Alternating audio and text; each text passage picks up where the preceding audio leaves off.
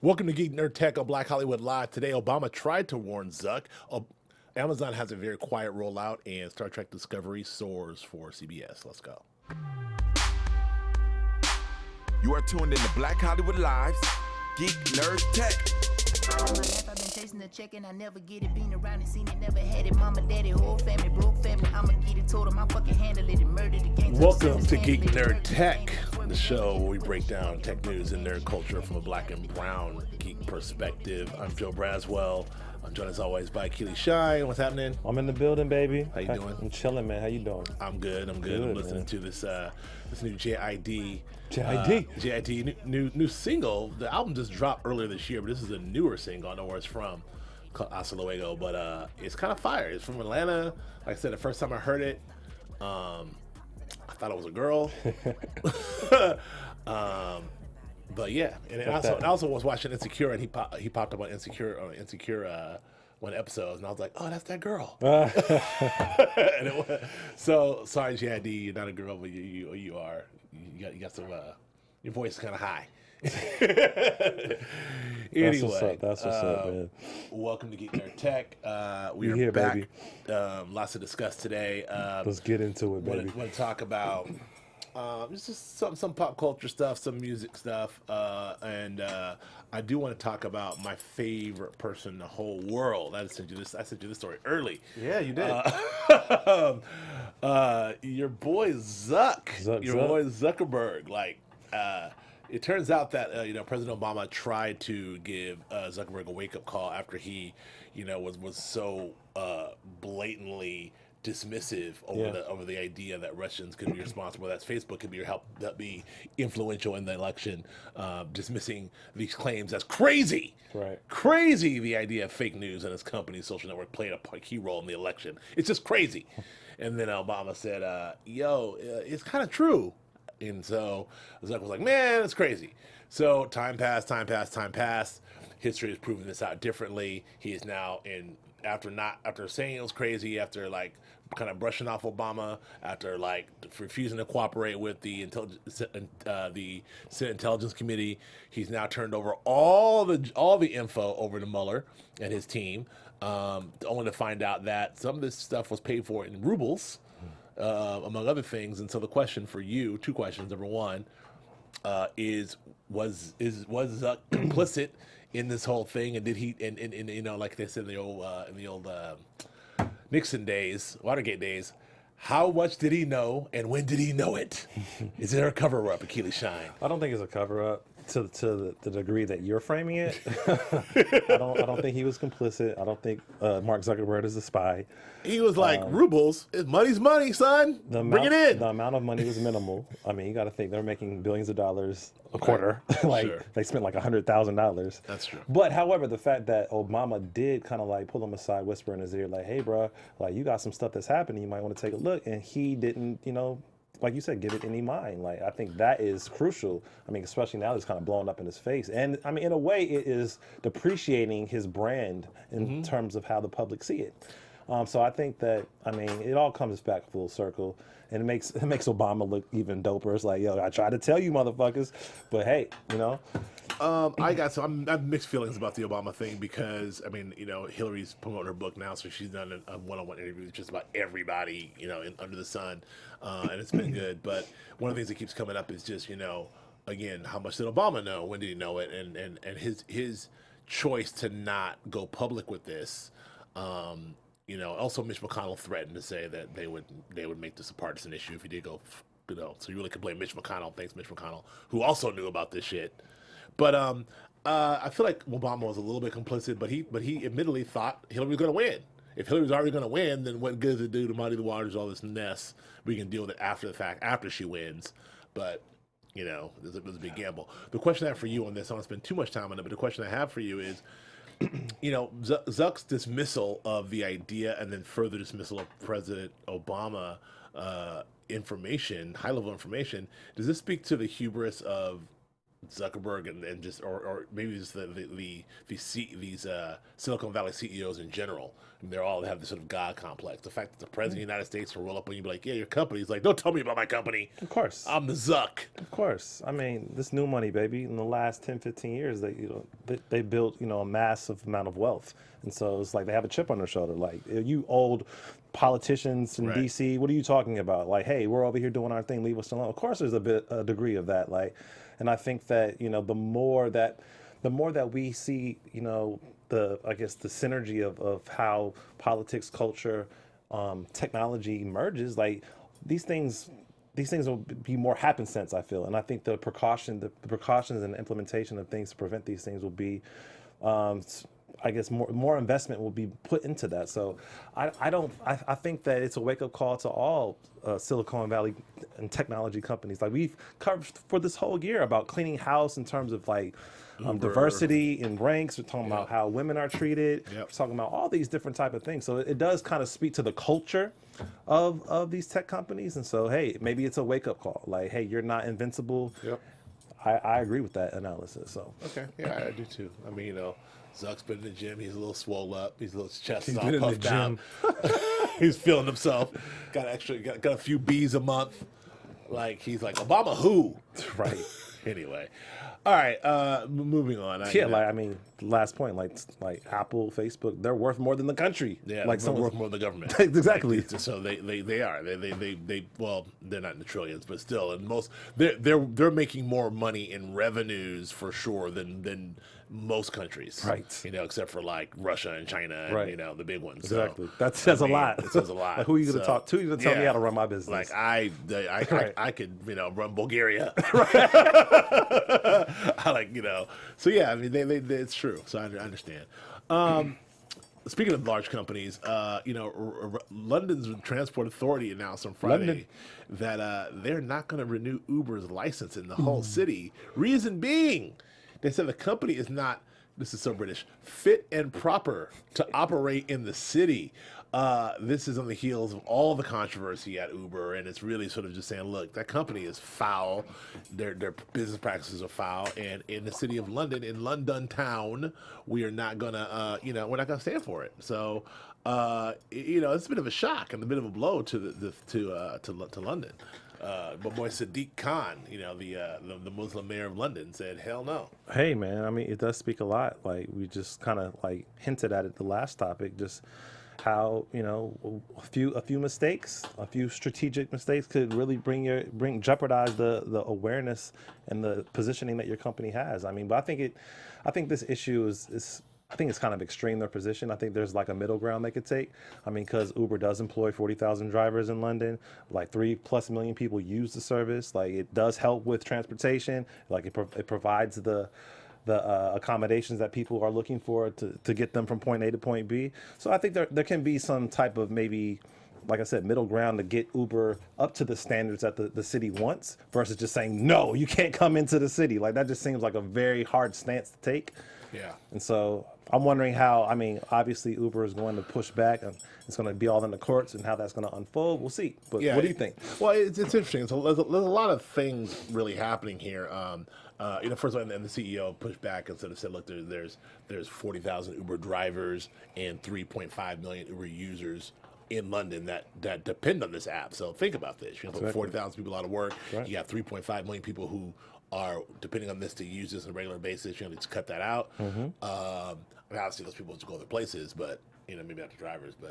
But this is really more about the way London does crime. The way London polices in general. London's a CCTV city. I mean, the whole city is wired. Every nook and cranny of the city. You can't do anything without being caught on CCTV. And one of the things they wanted to do is basically allow law enforcement officers to monitor the Uber software to help them, to be able to track crime, because the way they police, since they don't have any guns or anything like that, they don't, they're not running around shooting folks in London. They just do good old fashioned CCTV policing, and they bring the SWAT team in if something's going down. Other than that, you got a taser, you got a billy club, you got some moves. Exactly. So So they rely heavily on the CCTV and the ability to be able to shut stuff down. And Right. and Uber's kind of like, no, we're not really going to do that because that's not how we do business. And London said, well, you guys are already shady. You ain't You're gonna not do doing that. no business. No business. Yeah. So I get that. So we'll see. I mean, it looks like, it feels like it was a bit of brinksmanship and Uber lost. London did not blink. So we'll see if But they come around. I get the sensitivity. I mean, we're living in hyper terrorist times. Yeah. Where stuff is popping off every other week, and so I mean, I get it in the sense that hey, a company this big where you need some stronger oversight, and so to be Yeah. able to have law enforcement integration into the platform, I think that's reasonable. Yeah. And I think that there's going to be some bending on both. I bet you it's not the end of the story. Like it's just not a hard no. I don't believe it could be that. It's not hard. No. But then the other sub story here is that like the black cabs, which is London's kind of yellow cab, the black cab, they've been vocal about Uber as all the cab companies have been around the world from day one, and they've been really seriously like fighting Uber, and rumor has it that they have a huge hand in this. And Of course they do. A lot of Uber users are saying like they don't want the black cabs. One guy's quote is like the black cabs run this city like a cartel. They can't do that. So it's definitely there's two sides to every story. It'll be interesting to see how this plays out. But for right now, Uber's gone. Gone. Nah, they still popping. Well, on their way out. Yeah. All right. It's Facebook, Google, and Twitter. There's a bill. There's a bill proposing There's a proposed bill targeting shadowy political ads, basically on the heels of what happened with the election.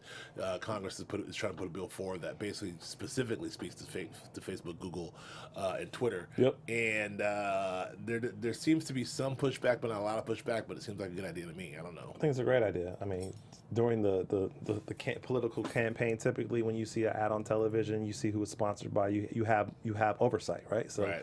why not have that with these platforms, with these social media platforms? I think that's great.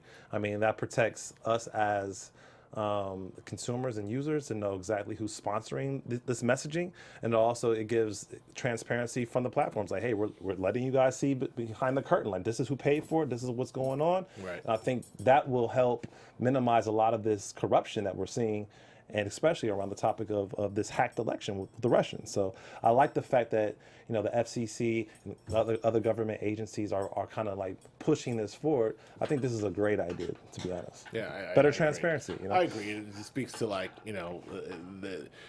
since our administration top down is not doing anything to sort of say we're launching an investigation into what happened, because it sort of seems to be in their advantage. I'm glad that lawmakers and others are trying to push something forward to make sure somebody has to make sure this doesn't happen again. We have another election coming up in like less than 18 months. That's right. And a large one coming up in another 2 years. So we'll see. Hopefully this helps out. Yeah.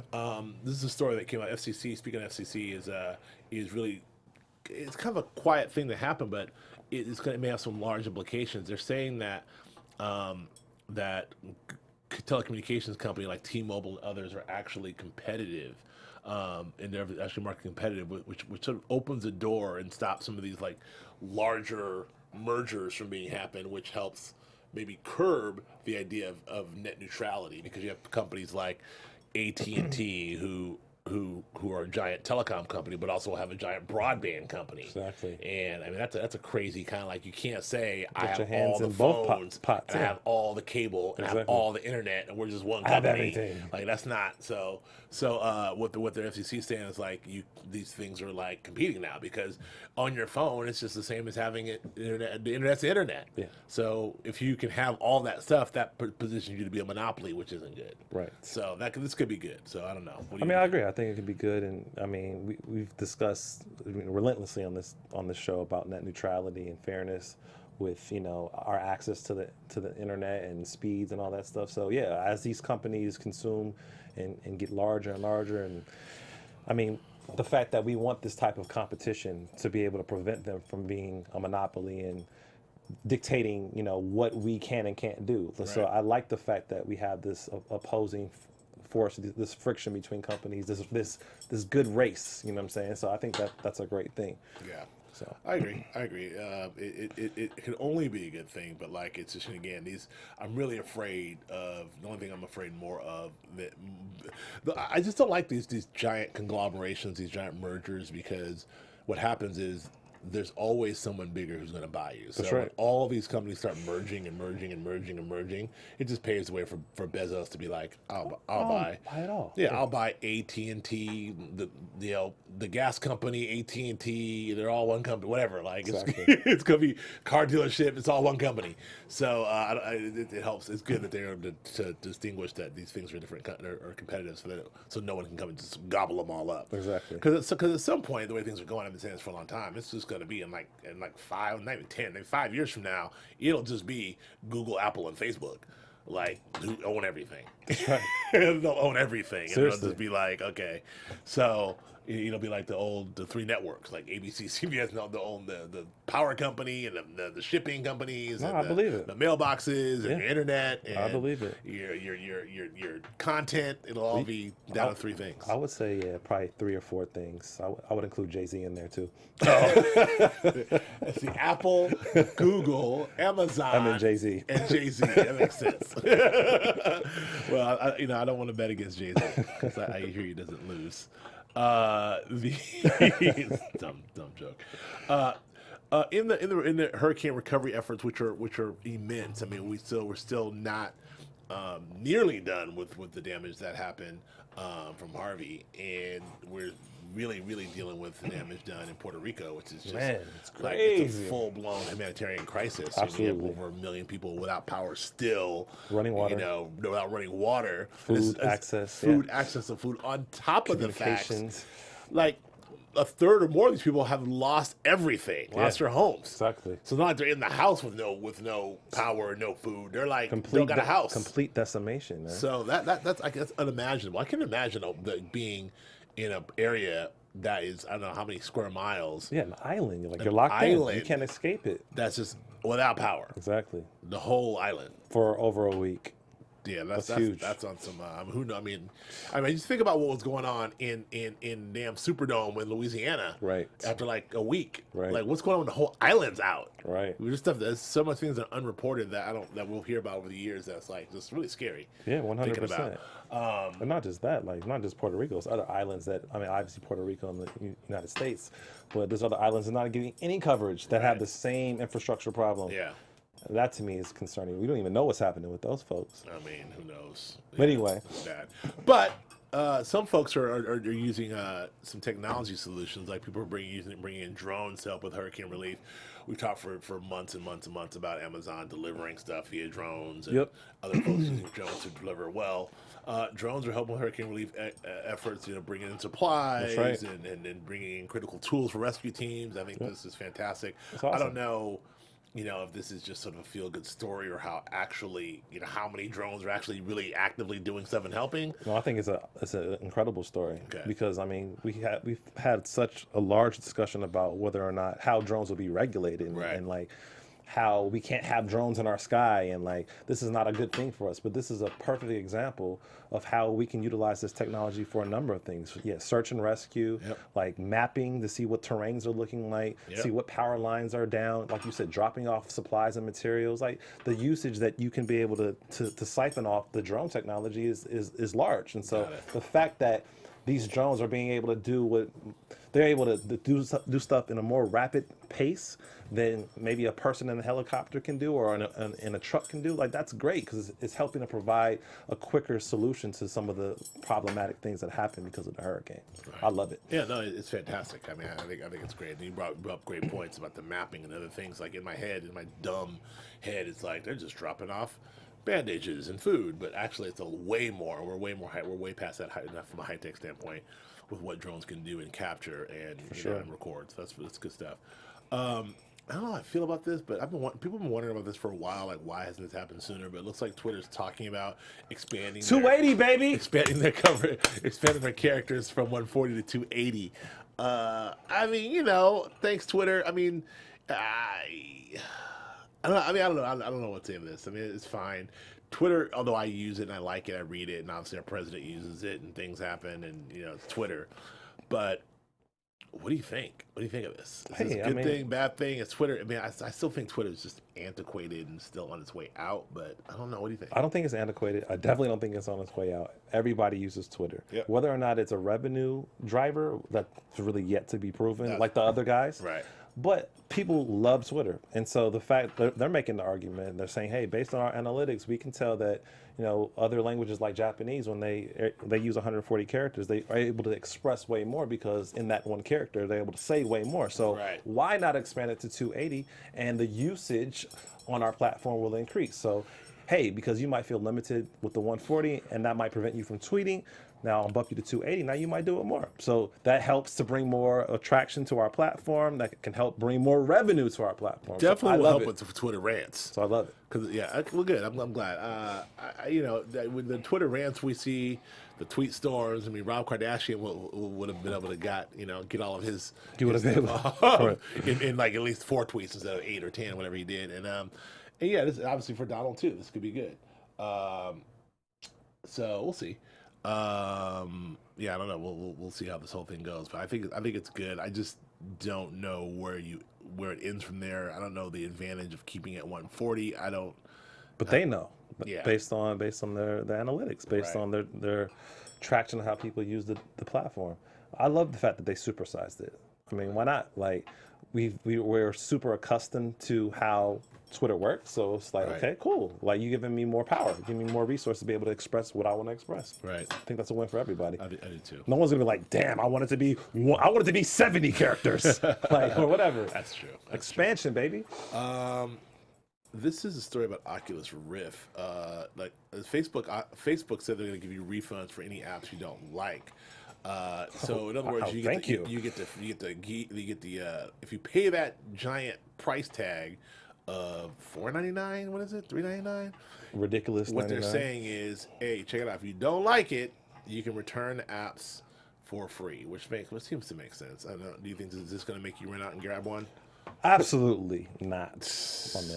I mean, they have to do something. Because I feel like, man, like VR should have been way more explosive than what maybe I feel it is. Yeah. I don't know the actual numbers in terms of like what it's generating.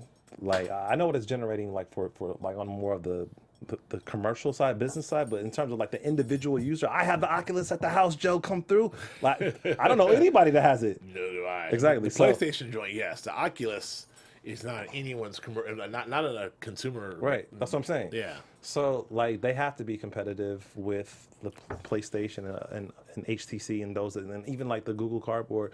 Like, so I feel like them incentivizing it this way, it's like whatever. But Facebook hasn't really rolled out. Well, maybe we'll see it for Christmas, but I haven't not seen a media rollout. They have not spent any ad dollars. I don't know if Facebook doesn't do any ad buys in general because they're Facebook, but I mean, how is the average person supposed to know? I don't see any commercials for Oculus Rift. I don't see any like. Do you see any commercials for any VR headset though? Yeah, the PlayStation joint. You see it a lot? Not a lot, but it's out there. I know that exists. I mean, PlayStation is advertising it as part of as part of the PlayStation 4 and what's possible and capable. It's in all their ad campaigns. You've seen a commercial or you've seen print? So I've never seen a commercial about VR. I feel like there's just VR. I haven't seen a commercial about VR, but I've seen a PlayStation commercial talking about all the things they can do and showing someone with the helmet, okay, and then showing the whole setup with the thing there. Right. Now it's difficult to. I guess it's probably difficult to be able to say what happens in a commercial. You can't show on the screen what you're seeing because it's like. And it's hard. That's a weird thing with that. Yeah, how do you visualize that? I mean, you're a visual storyteller. How do you visualize that? How do you sell it? Because you see someone with a mask like floating around, like that's supposed to make me go do it. No, I mean they can just give you a screenshot of what's in game. Exactly. But you're just watching a flat screen. Like how does that? It's not immersive. You're right. Yeah, so I'm looking at a flat screen like that. That just looks like some 2-dimensional figures, right? Like block figures. It doesn't give you the experience. Showing a guy in a goggle like doing this. It looks stupid. Yeah. So it's interesting. Maybe that's why we haven't seen it. That's a good point. Yeah, because how do you? Maybe they haven't figured out a way to sell it. Yeah, so. Because how do you do that? Right. I see the still with the virtual reality headset, but it's not really interesting. Amazon is now relisting Apple TV after refusing to sell it for the last 2 years. Let's go, Amazon. I think that's great. This Jeff. is clearly some sort of quid pro quo deal from Apple and Amazon, considering Apple is finally, after years of not listing Beat them up, Jeff. Prime. Well, Prime was never on Apple TV. You can now you can get Prime on Apple TV. That's right. So now, in return, so it looks like Amazon's going to sell the Apple TV on Amazon. Get all the money. Get all the money, Jeff. Get all the money. I just want to ask you, who's the bigger winner on this one? Jeff. Because he's making cash money. He got the Fire Stick, baby. It's killing it. he's got Prime on the Apple TV now, and he's making some money by being in his stores. Let's eat, baby. It's true. I don't know. I don't know if the Fire Stick is killing it, but Hey. it's selling. Maybe it is killing it. I don't know. But you're right. Because I mean, Apple really need to have Prime. I'm very happy that Prime is on Apple TV now. That makes me very happy. Now you don't have to have 4 freaking devices. Yeah. I got my Fire Stick from a Prime. I got my Apple TV for this. The Xbox. Got the Sling TV. Yeah. Like, come on, man. It's all ridiculous. Apple TV. I think now everything I need is on Apple TV, which is very. That makes me feel very good. For sure. Which makes my Xbox feel useless. Oh, it's definitely useless. It's archaic now. In terms of as a streaming anything device? other than just a Play video games? Yeah, video game player. And not to mention, I didn't even check this out, but it looks like I never even peeped out the new Xbox One. I don't see a Kinect on that joint. Did they just abandon the whole Kinect technology? I don't think they're developing it further. It's like, why? I know. Is that technology antiquated? I pulled out my old Xbox One to play it, and I pulled out the old Kinect. I was like, what am I supposed to do with this thing? Like, sit it up here, and then Man. I mean, what do I even use it for? Exactly. I mean, it recognizes me and I can wave to it and stuff, but there's no gameplay. The games are failing, and you can look at Kinect technology versus VR technology. Nowhere comparable. No one's gonna want to be, so I'll tell you this, Kinect though. is dead. It's quietly, very quietly. Not really. I mean, shit. It came out almost 5-6 years ago. Yeah. So you saying it ran It's its half a course. decade. Yeah, but I will say Fire Stick 4K came out maybe a year or two ago. Yeah. Well, now Apple TV 4K just barely coming out. Okay, and you can't really buy it from Apple stores. You can only get it from Amazon right now. Right. Like, what does that say to you about Apple? Like, is that a strategy for them, or is there a demand for the product? Do you think it's a hot product that people want? Like, why can't I get it at the Apple store? Why can I only get it at Amazon? That's a good point. That's a good point. Yeah. I don't know. I'll leave that as a rhetorical question that I don't want to answer. But yeah. I think I don't know, man. Hey, man. Well, speaking of which, go Jeff. Amazon held a surprise hardware event today, and we were wondering what it was, and then the news is out. The surprise event happened while we were on air, just before we came to air. They got a new Echo. It's smaller, costs $99. They got the Echo Plus for $149. They got the Echo alarm clock joint, which is like a little alarm clock that goes right by the side. It looks fresh. You can speak to it. It's got this. I actually like this. I actually like the look and feel of this. The Echo alarm clock is looking kind of fresh. And then they also got the smaller, even smaller Fire TV for $79, and it's 4K and HDR support. Whereas Apple got bigger for their 4K joint and charging more money. Right, like I told you, man. Fire got smaller and charged less money. Team Jeff, bro. What's that about? Team Jeff, bro. Man, come on, Apple. and I like the approach. There's something cool about the sort of the anti-keynote, the idea that Apple has the big messy, loud rollout, and Apple just kind of slides it in. Plastic, man. We're over that. Yeah, it's not here's some glamorous stuff. anymore. I don't care about that. What 4K thing? Here's one for $79. What else? Yeah, and 4K, big deal, Apple. Right. We've been doing this for 2 years, Yeah. Apple. It sounds like someone I know, like my co-host over here. Thank you. Was over there at Amazon, being the director of Team Jeff, bro. Hey man, Team Jeff. I'm not mad at Jeff at all. Speaking of Jeff, Star Trek Discovery. Not speaking of Jeff, but Jeff is a Star Trek fan. Star Trek Discovery is premiered, and it did about almost 10 million viewers on CBS, and then the part 2 aired on all Access. No one really knows the numbers in All Access. No one ever will know the numbers in All Access, but it did pretty well. It did pretty good. I mean, it didn't do gangbusters of This Is Us 12 million numbers, but not 10 million is respectable. Yeah, it's definitely and respectable. that's actually good. And also, and Young Sheldon premiered to like 14 or 16 million, no 17 million.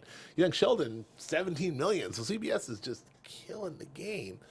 Anyway, this story is not about that. The story is about how CBS is. Wondering how CBS can change the game here in the streaming world. Because Stop it. We should stop for one note. We should stop saying change the game. CBS retire that. Whoever wrote that. Can CBS change the streaming game with Star Trek Discovery? The appropriation of that. We were saying that line like 10, 15 years ago. Yes. But okay. That's true. Change the game. Yeah. Well, I mean, come on. Anyway, I'm just non-stop appropriation. Anyway. Yeah. Whatever being said now. Can CBS change the game? Yes, exactly. I mean, it's been happening since I don't know. Anywho, I'm sorry. Yeah. So true. But the question is that most of the streaming services, namely Amazon and Netflix, thank you, are known for just dropping all the episodes at once. They drop them, and now with especially with how prolific Netflix is, there seems to be an oversaturation of content because they're just dropping seasons on seasons on seasons. And how about that for the seasons on seasons on seasons, son? I never thought I'd be saying that. But but like Hulu did a little strategy. They dropped a couple at a time. People say it may help with the water cooler buzz of Handmaid's Tale, which won the first streaming Emmy. Exactly. CBS is like, we're just going traditional. We're dropping one a week. And what I tell them is, good luck, guys. Good luck. What do you think? Well, I mean, it's not a CTGer. Let's It's not a change the gamer. You gotta retire that right away. Right away. I mean, let's look at the numbers, man. So they have CBS, more like CTG. Stop it. I can't. I'm gonna walk, bro. I'm gonna walk. Let's look at the numbers. So CBS has 2 million subscribers. They're looking to have 4 million by 2020. So in 3 years, they double it. Okay, it's $6, right? Yep. And so what the offering I get is $9 for commercial free. Okay. I get the legacy content. I get some original programming that I can't get anywhere else now. Let's do the math. So if I already have Netflix, if I already have Hulu, if I already have Amazon, I've already spent about how much? Right. Cool $30 already. So am I going to really add on $6 just to watch Star Trek or whatever 3 other shows that they have? Hell no. As a older millennial, no. Not yet. No. Not yet. But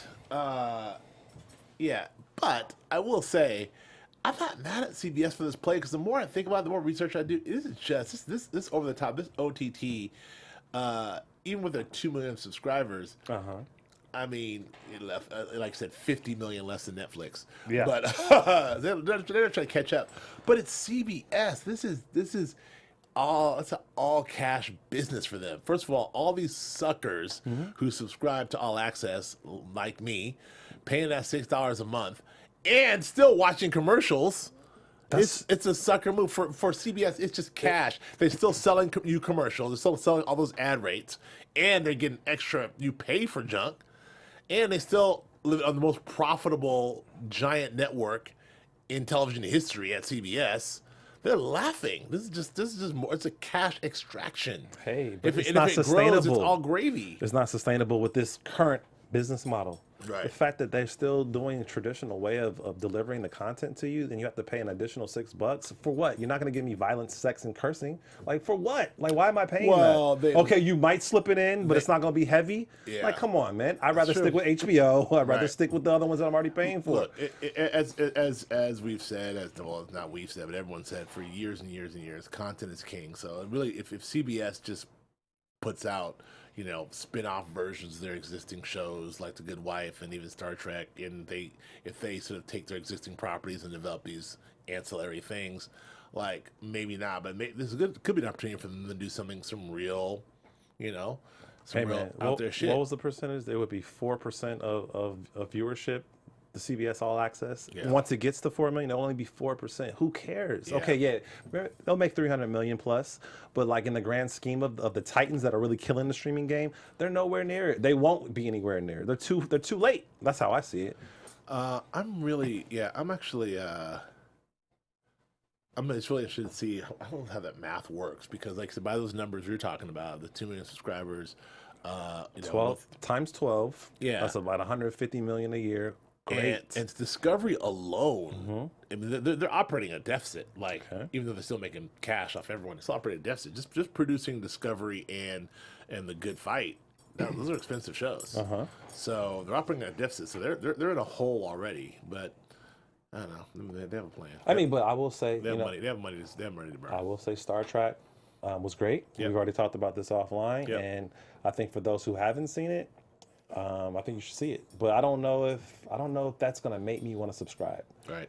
I don't think I'll be like, Joe, we gotta sign up, bro. Yeah, I Can't do it. I know.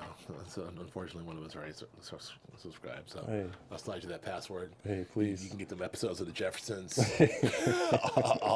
Maude, All in the Family. I can't wait. I can't wait. Murder She Wrote. Need some Murder She Wrote in your life? I got you.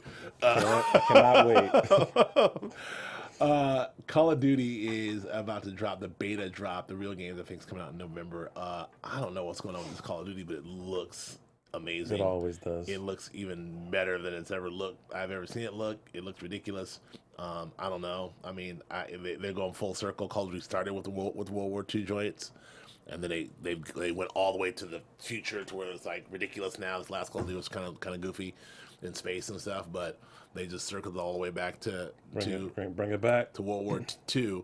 I wonder if this is just they'll just keep cycling us around as technology gets bigger until we're running around in VR headsets. But I wonder if they'll go back to keep doing this again, like in the World War II, then Pacific, then Vietnam. Then I want to do the same thing over and over again, but we'll see.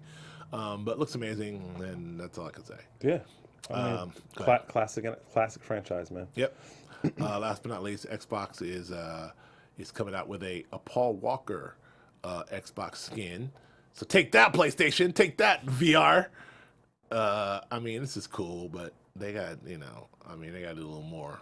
I'm not mad at it, but I wonder if it'll sell.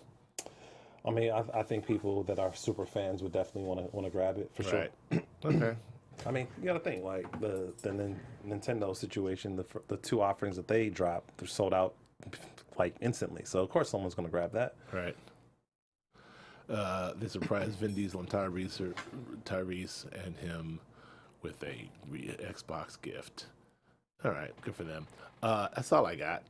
Ooh, man, anything else? Anything else? Nah, man. We living over here, baby. But nah, it's good, man. Okay, it's good, man. I got absolutely nothing else. All right. Well, I guess I don't know. Where can the people find you? That's all I got. They can find me on Instagram and Twitter at AkiliShine, AKILISHINE. Where can the folks find you? You can find me at Twitter and Instagram at Joe K. Braswell. Twitter and Instagram at Joe K. Braswell. We'll see you next week for more Geek Nerd Tech. Thanks. Bye. From executives Keven Undergaro, Dario Kristen, Tiana Hobson, and the entire BHL staff, we would like to thank you for supporting Black Hollywood Live, the first online broadcast network dedicated to African American entertainment. For questions and comments, contact us. info@blackhollywoodlive.com. Like us on Facebook, tweet us, or Instagram us at BHL Online. And I am the official voice of Black Hollywood Live, Scipio. Instagram me at KingXOBay. Thanks for tuning in. The views expressed here are those of the host only and do not necessarily reflect the views of BHL or its owners or principals.